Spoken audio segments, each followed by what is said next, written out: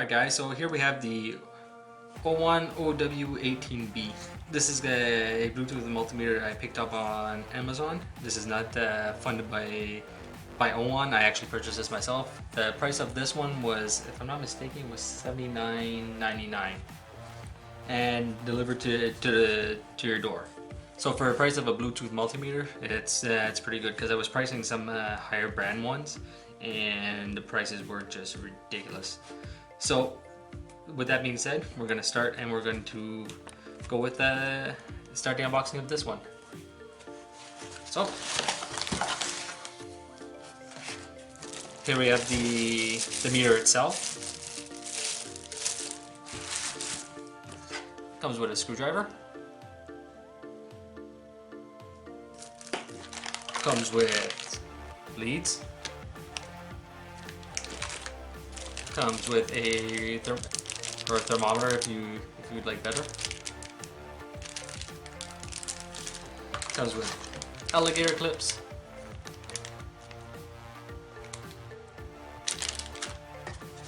User's manual.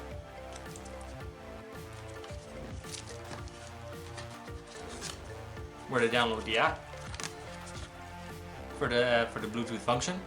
I'll get into that a little bit later. And specifications. Now I'll be putting a link in the description for the specifications and also where you guys can actually purchase this in the description. Alright, so now that we have everything out of the box and the box out of the way, we can go through and actually start unwrapping these things and see what the quality of the leads are and everything else. Here are the leads. The leads are actually very good quality. They're rated for 1,000 volts onto the leads. I'm trying to show you guys that. I don't know if my camera will pick it up or not. Probably not. No. Oh well. You guys can see it there. There we go. So it's rated for 1,000 volts. And it is rated for 10 amps. Max.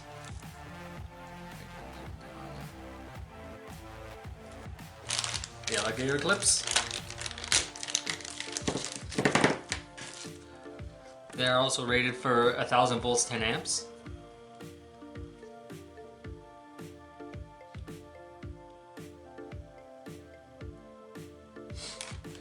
It comes with the screwdriver, as you guys seen.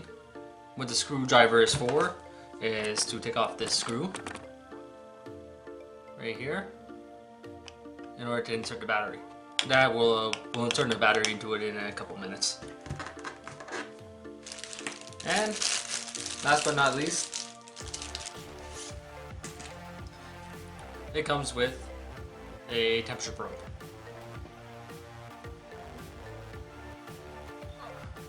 It comes connected with two male banana connectors and the probe itself. I don't know if I'll be able to show you guys that. Try my best here. There you go.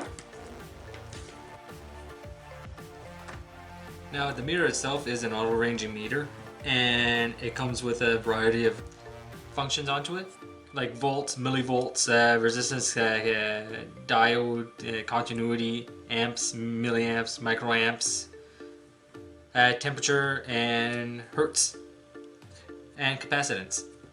So those are pretty much all standard features on all multimeters these days. You can go with and check on any other multimeter like from Snap-on or Fluke or OTC and they'll have the exact same features onto it. Now this meter itself, as I stated before, it is an auto ranging meter. It is also a true RMS meter. It is Cat 3 and Cat 4 compliant.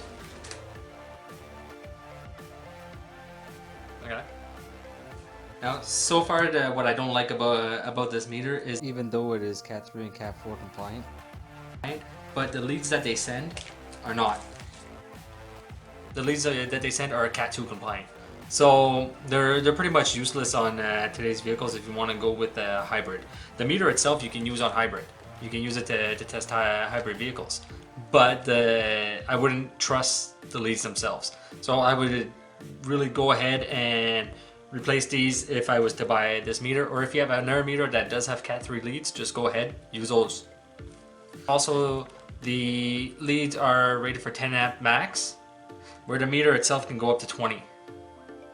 So just with the leads themselves and the alligator clips, if you're gonna test a circuit that's over 10 amps, I wouldn't recommend using this, because you can either damage the meter, or you can damage your leads, or you can do personal injury to yourself. So with that being said, just keep that in mind. It's more of a issue and a safety issue than anything else. Now, back to the meter. The meter has, like I said, a variety of functions onto it. It has your volts, your millivolts, your resistance, diode, and continuity on one setting, which you use by selecting the select button that's right here. You change using the select button that's right here. Capacitance, hertz, temperature, non-column. I'm not even sure what the NCV is for. That's what I have a manual, I guess. We'll go and we'll see what NCV stands for. Sorry, not what it's for. I know what it's for. I don't know what it stands for. 5 minutes later. NCV stands for, I don't know if you guys will be able to see it, non-contact voltage detection. So, like I stated before, that's basically if you're working on house electrical, you guys can actually take and pass this sensor that's up here along a wire, and if it's open, like you don't have any drywall or anything, you can pass it all the way along the complete wire, and it'll tell you where that wire is open, or where there might be a connection issue into a junction box or something like that. Now, from what I can tell, this only works between 90 volts AC to 120 or 220. I don't know the exact specs, but I know it starts at 90 volts AC, and that's where this the NCV function would come into. So for automotive purposes, not very useful. For somebody doing house electrical, it might be pretty useful. Now, then it has microamps, amps, and milliamps and amps. So those are the main selectable functions of the meter. Now, with that being said, the toggle wheel itself is actually very, very sturdy. There's a lot of resistance onto it. Well, enough resistance that it's not gonna slip out anywhere. As you can tell, I'm actually pushing onto it right now, left and right. And it seems like if it has it's spring loaded too into each position. Now, after that, the case it's a plastic ABS case, as most multimeters are today, and it comes with a removable protector. Now, the protector itself, I don't find it very thick compared to the other protectors I've seen on some multimeters, but it will give it a minimum amount of protection if you guys drop it or something like that. But this, your NCV sensor, if you guys drop it like this on the ground, will probably break it. Just a little pointer. So that could probably be a flaw. Now, a couple of other little features with this Bluetooth multimeter is, if you turn it on, and let's just say you're working under the dash or you're working into a tight spot, you have a light bulb for your backlight right here. Now, when you hit your backlight, you have to hold it, and it'll turn on your backlight. And when you it turns on your backlight, it also turns on a small little LED. Now, this LED could be of great use under, like I said, if you're working into a dark spot into a house, or if you're working into underneath a dash into a vehicle, or into a trunk where there's very minimal light and you forgot your light at your toolbox. It could be very handy. Okay, hold it and it'll turn back off. But what I am going to do, I am going to just go through and hook up the leads to a 12 volt battery source. I'll do a resistance check, a continuity check, a feature check, and a diode check, and I'll do a hertz, and I'll also use the temperature feature function of the meter, just to give you guys an idea on how accurate and how fast it actually shows up on screen when you're actually measuring components and whatnot. So that's what we're going to do right now. It does have it also does have a stand. So if you guys want to take and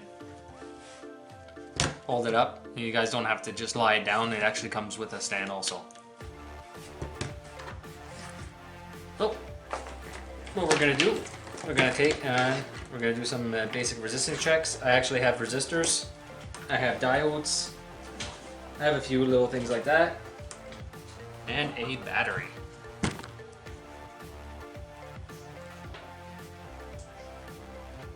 Now this is to see how quickly that the meter actually reacts when it's actually connected to a component that you're testing. Because some meters go very, very slow, and me personally, I can't stand that. I find that very annoying. And also, just to let you guys know, when you guys are pushing in the leads, they actually are very tight. So you actually have to give it some force. So what we're going to do first is a basic voltage check. It's showing up nicely on screen. So we're going to take our red to our black. And I want to see how quickly. That was pretty quick.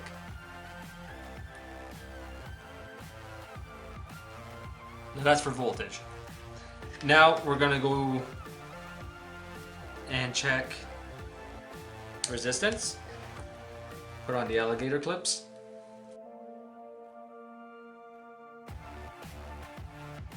We're going to go like that.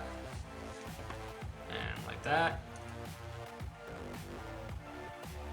And yeah, this one is the 390 ohm resistor, and it's reading it at 388.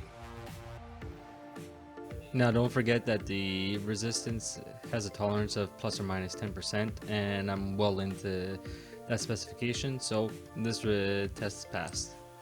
So that's the resistance. Now that is a 390 ohm resistor, just to let you guys know. And now if we press the select button, it's going to change. And as you can tell, it changed into continuity. Now we're going to test the continuity function. Just use this and we'll see with this. Because the resistance on a tie wrap should actually be fairly low. And the continuity feature does work. So if your resistance is too high, your continuity feature does not work. So there you go. Continuity feature does work. And it's reading the resistance of this at 0.2 ohms of resistance. Now, if we press the select button again, we're going to switch over to our diode test. As you can tell right there. Now with the diode test, now if you guys don't know, diodes are marked with a gray band. I don't know if you guys will be able to see that with the light. Can you guys see? No, oh, there we go. Now, there you go. So if you can see that little gray band, that's actually your cathode side is the one with the gray band, and your anode side is the one with the positive. So it will only work in one way. So this is positive, and this is negative. 0.567 volts. When you're measuring a diode, voltage only flows in one way into the diode, and the meter actually puts out a small amount of voltage in order to test it. And if we switch it,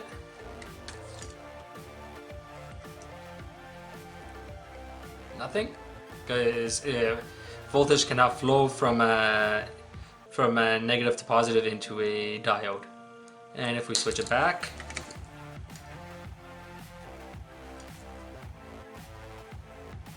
as you can see, 576 ohms, volts, 0.576 volts of passing through. So the diode is good, the meters are reading it properly. Diode, you'll read between 0.5 to 0.7 volts normally, and that's onto a good working diode, just to let you guys know. And that covers resistance, continuity, and diode. Now let's go to the Hertz feature. Now for the Hertz feature, I'm actually going to be using one of my other tools, which is the Handtech 1008C. It has a a pulse width frequency that comes out of it, and we're just going to measure the hertz that are coming out of onto that signal. There you go. And it's reading it at almost 1 hertz, which is what the meter actually puts out, is close to 1 hertz. Not the meter, sorry. My Handtech 1008C, and the generator actually puts out 1 hertz. So that's for the hertz. Now let's go to the temperature. Now my room temperature is set at 23. I still find it a little bit chilly in here, but because I have a fan going too, who knows. So we're gonna take and we're gonna remove our leads. Ooh, like I said, they're tight and they're really in there, so I'm gonna take, and it is reading it at 22 degrees, and I have it set at 23. So the temperature in the room's at 23 and the meter's reading it at 24. Now it might be because of the light source and whatnot too, that it's actually reading it a little bit hotter than what it is. But it is reading and it's pretty accurate. I'd say it's going to be accurate between plus or minus 1 degree. But as you can tell, I'm within my limits. It's moving between 23 and 24, so I'm okay with that. And then we have microamps, amps, and amps. And that's basically all there is to the multimeter. And from my personal experience with this one so far, because I have actually used this meter to measure some components and stuff, and it is very quick and it is very precise to date. And I really don't think that there's anything wrong with it. Now, some of the pros that I can give you guys, and this is my personal opinion, is that it has a fast reading time. It is Cat 3 and Cat 4 compliant. It has a 20 amp fuse. Now most multimeters that you go buy are going to have a 10 amp fuse. The case is semi-rubberized. It's a true RMS reading at 6,000 counts. It is Bluetooth and data logging. For the most part, everything that comes with it is actually very high quality that they do send you. So it is a low-cost meter with high quality items that come with it. Now, it's full auto ranging. It's LED backlit, and that's basically all the pros that I can give you from my personal experience with it. Now, the cons, the leads are only 10 amp max. It does not come with a carrying case. The leads are a little short that they do send with them compared to other leads. The leads are roughly about, I'd say, a good 2.5, 3 feet long. And the ones that I normally use, they're roughly about 3.5, 4 feet. So to me, they are a little short, but it's not going to take me away from buying, like I said. For the Bluetooth feature, they ask a lot of permissions. Now there is a way around that, and I'll post a link in the description on how you guys can get around that, because they ask for way too many permissions when they don't actually need to. Now, before I end this, I'm actually going to take it. I'm actually going to show you guys the Bluetooth reading. So I'll do it with the 12 volt battery instead. I'll bring the 12 volt battery somewhere, I'll hook it up, and then I'll use my meter. So now in order to get into the Bluetooth function, you do have to turn it back on. Now the Bluetooth function, there's no setting onto the meter itself. It's actually just this button right here. You take and you hold it.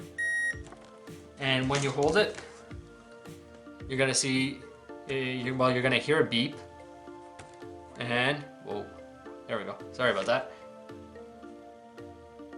And you're gonna see the Bluetooth icon show up. Now, if you're wondering why I want a Bluetooth meter, and if you're an automotive technician, you will understand that when you're working in the back of a vehicle and you're testing a lighting circuit, and all of a sudden you have to go up to the front of the vehicle and the lights are not working at all. So you go up to the front, you have to go up to the front of the vehicle and you have to press the brakes, or you have to turn on the parking lights, and you want to see what voltage is coming out. And most of the time, either you have to ask somebody to go and help you, or you have to maneuver your body in a way which your body should never move in order to see the meter properly.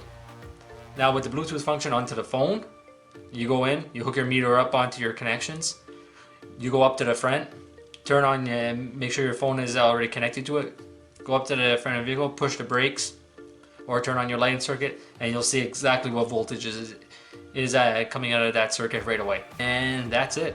There's nothing else that needs to be done. So the meter is connected upstairs, and now what I'm going to do is just disconnect the ground lead, and it's going to change.